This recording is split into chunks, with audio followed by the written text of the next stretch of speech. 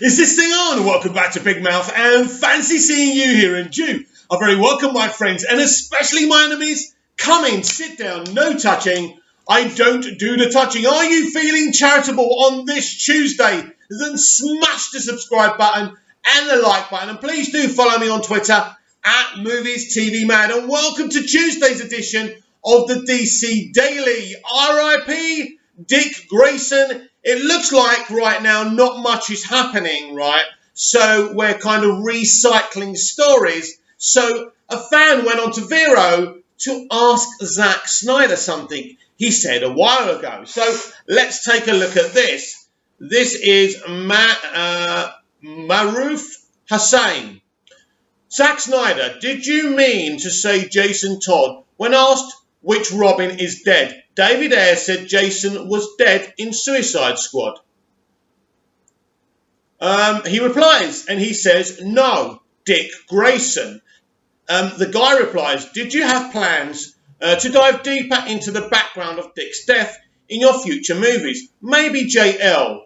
A hint in JL, Zack Snyder replies, right, I heard this quite a while back and Zack spoke about this I think over on Vero a while back. And I must admit, I wasn't overly happy that it's actually Dick Grayson that Leto's Joker beats to death and not Jason Todd. And there's a bit of a history around this. So if you don't know much about the comics, right, so after Dick Grayson was no longer Robin, and I can't remember in the comics why he was no longer Robin anymore, but, right, what happens is Jason Todd becomes Batman's new Ward. He becomes the new Robin. The problem with Jason Todd was about 80 to 90% of fans hated Jason Todd. So the comic book writers at DC decided to kill him in a brutal way.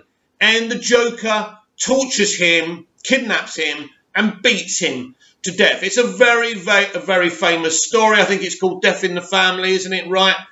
So really big. So when I first heard that Dick Grayson is the Robin that we all love, of course, and so it's very triggering to a lot of people. So even though I like Man of Steel and I love BVS, I love both those films, I love Zack Snyder, I'm not a hater, as you all know, I'm not loving this idea of it being Dick Grayson, but it would be a very emotional thing to see. So what Zack's saying is it's going to be hinted at in his Justice League movie, and bring it on. But for me personally, and I think for people who know the history of Dick Grayson and Jason Todd are thinking, why would you do this, Zack?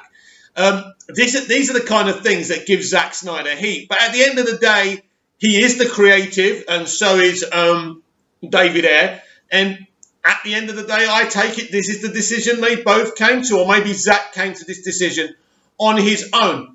Ultimately, we are going to get a Dick Grayson and a Jason Todd in the Batman trilogy. It may be more than a trilogy. So Matt Reeves will be dealing with that. So it's not like we're never going to get those characters in the new DCEU, the cinematic DCEU. But of course, as we discussed yesterday, we do not know what universe the Batman's going to be in. And someone in my comments found a flaw into the rumour that maybe Phoenix is Matt Reeves' Joker. And that's because Alfred, what did he say? Was it, I know, is Commissioner Gordon in the Joker? I can't remember. I know there's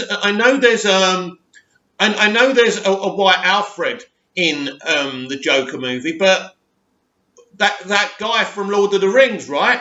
He's white as well. So I don't know. Was there a Commissioner Gordon in the Joker? I can't remember anyway. Anyway, so we don't know what's going on. What Joker, if it is going to be Phoenix that's going to be in the Batman, but someone found a flaw in that. Maybe you're right and I'm wrong, or maybe you're wrong and I'm right. It doesn't really matter. It's all about opinions, and very soon we will get an announcement. But yes, in terms of it being Dick Grayson who dies in the DCEU, in Snyder's DCEU, that kind of did trigger me at first. I kind of got used to it.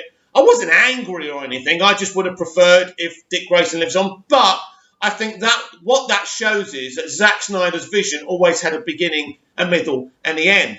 But with Zack Snyder's Justice League being commissioned by HBO Max, the more money and footfall this gives them, the more of Zack Snyder's Justice League seasons we're going to get.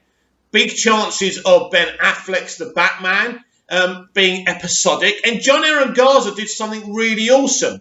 He's actually kind of demonstrated to us how all that would work at HBO Max by actually doing BVS, editing BVS into episodes. So I fast forwarded. I didn't have the time to watch the whole of the first episode. Well done, John. No, it does look very, very, very good. So you should check that out. John Aaron Garza, of course, is on Twitter. And what's his site called? The Real Anarchy, is it? So check him out on there. So moving away from all that, you lot love comparing Man of Steel and Christopher Reeves and Dick Donner's Superman. Some of you hate Dick Donner's Superman because you're kind of Zack fans and you're fans of Henry. As you know, I love both movies. I love both iterations. But I want to compare Christopher Reeve's Superman to Henry Cavill's Superman. Very, very interesting because they're very, very different Supermen. And that's because their films were made in two complete different eras. And I just feel that, obviously, Henry's Superman has got this massive, deep-cut arc, right? And Chris's Superman doesn't really have that. I suppose the closest we came to an arc with Chris's Superman was his Superman 2, where he has to give up his... Well, no, he doesn't have to. He decides to give up his powers to be with Lois Lane. And then Zod arrives, and then he has to reclaim them again. And he realises that he can't have an ordinary, everyday relationship with Lois. Of course, our Clark Kent, Henry's Clark Kent, insists on having this relationship, and Jor-El hasn't told him in that irritation that he can't be with a human being and be Superman. But the issue does arise after what happens in Africa in BVS, where even Amy's Lois says, you know, I don't know if you can be the man I love and us be together, or whatever she says, right? Basically, how can you be Superman, right, and be effective as Superman, but be with me where you're having to, if I'm in trouble, you're coming to save me. You're choosing me instead of everybody else. Now, of course, we know that Lex Luthor manipulated the deaths of those people in Africa, but still, the point stands, and I think Lois Lane makes a good point, and that arc goes all the way through BVS, and it'll be very interesting if we ever do see Darkseid kill Lois. Again, we see that where he's not there to save her, and then he's kind of he's under control of the anti-life equation, as Zack's already told us. So, yeah, comparing these two characters that Henry and Chris are playing, I believe that Chris could have played Henry's version, and Henry could have played Chris's version. Of course, Chris was a glider pilot, which meant you have to move your arms out. So he was very good with his body shape, Chris, because Dick Donner didn't have CGI VFX. So they had to do most things in the camera. And I said yesterday to someone, Christopher Reeve was the best special effect that Dick Donner had. And a lot of people like that. And I think it's very true. But comparing them, I don't think one version is superior to the other. I think they both work within their eras. I think that Christopher Reeve's Superman is timeless. And I think in 20 or 30 years' time, Henry's Superman. They are the best two people, the most talented people to ever play Superman. And their films, Superman the movie, which is my favourite movie with Chris in, and Man of Steel, are the best two Superman movies. I think, I mean, you can debate that, but is there a debate? I mean, I'm talking about standalone here.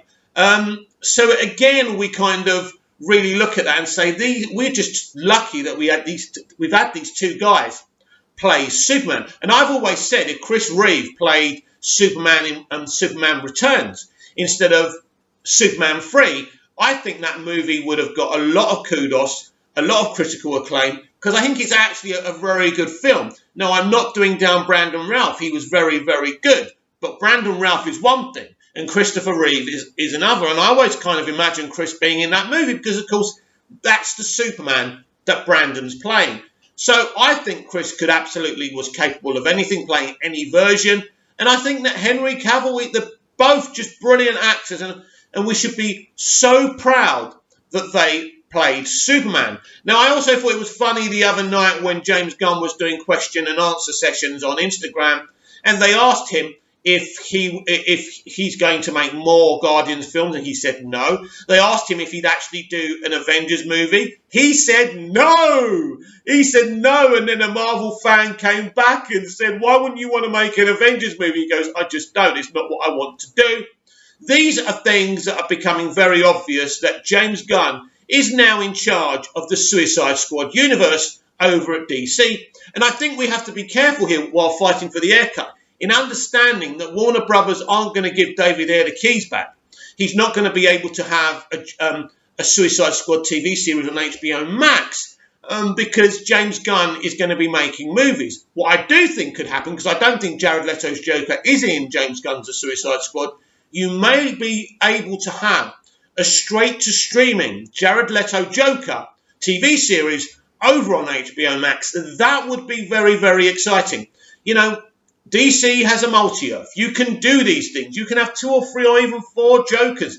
You can have multiple versions of the same characters, and that makes things, that gives you, it makes the potential limitless. So I certainly think that there's potential for a Jared Leto HBO Max straight to streaming TV series, and I would absolutely welcome that. But what do you think, everyone? What do you think about it being Dick Grayson that gets killed by Leto's Joker and not Jason Todd? Now, I've explained to you why that's so important to a lot of the fans, and that's kind of upset a lot of the fans.